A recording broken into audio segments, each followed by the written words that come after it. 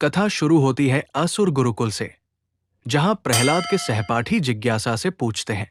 प्रहलाद, तुमने ज्ञान कहाँ पाया? हम तो बस अपने आचार्यों को जानते हैं।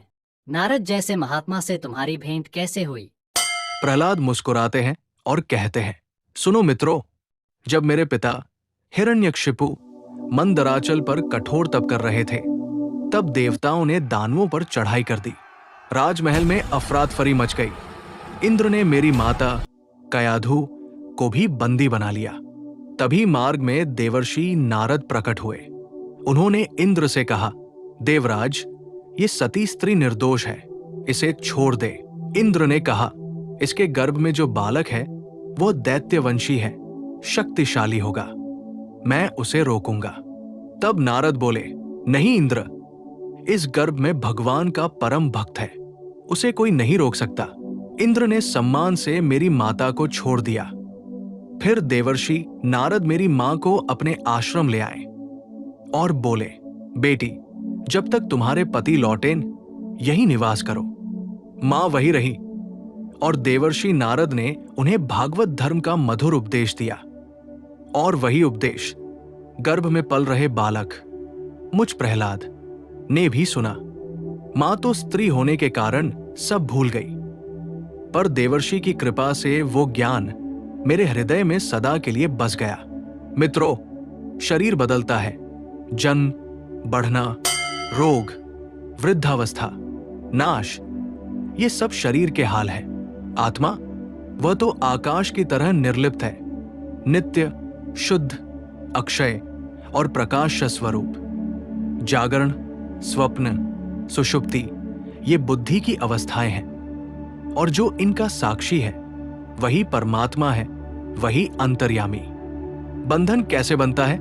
जब हम अपने को सिर्फ शरीर मान लेते हैं, जब रागद्वेष और 3 गुण सत्व, रज, तम हमारी बुद्धि को घुमा देते हैं। फिर जन्म मरण का चक्र चल पड़ता है। जैसे स्वप्न सच लगता है वैसे ही। परंतु उपाय क्या है? पहले तो कामना भोगना, इन सब के बीज को सुखा दो। पर कैसे? भगवान में स्वाभाविक प्रेम जगाकर। वही सर्वोत्तम मार्ग है। गुरु की सेवा करो, जो मिले प्रेम से भगवान को समर्पित करो। संतों का संग करो, हरि कीर्तन, कथा श्रवण, मंदिर में दर्शन पूजन, चरणों का ध्यान, इनसे हृदय में प्रेम स्वतः फूट पड़ता है। फिर भीतर से आवाज आती है, नारायण नारायण। सब प्राणियों में श्रीहरि को देखो। जितनी शक्ति हो सबकी इच्छा पूरी करने का भाव रखो। काम, क्रोध, लोभ, मोह, मद, मत्सर, इन 6 शत्रुओं पर विजय पाओ। जब भगवत गुणों का श्रवण होता है, कभी कभी हृदय उमड़ पड़ता है। रोमांच, आंसू, नर्तन, गान, और उसी प्रेम की तरंग में सारे बंधन टूटने लगते हैं। तो आओ, अपने भीतर बैठे हृदयेश्वर का भजन करें। आंख बंद करो, श्वास लो और मन से पुकारो, नारायण नारायण। याद रखो, जब हृदय भगवन्मय हो जाता है तो जन्म मरण के बीज जल जाते हैं। वही है सच्ची मुक्ति, वही है परम सुख। मित्रों, ये थी प्रहलाद की कथा, ज्ञान की, प्रेम की और भक्ति की। आपका हृदय भी उसी प्रेम से भर जाए, यही मंगल कामना।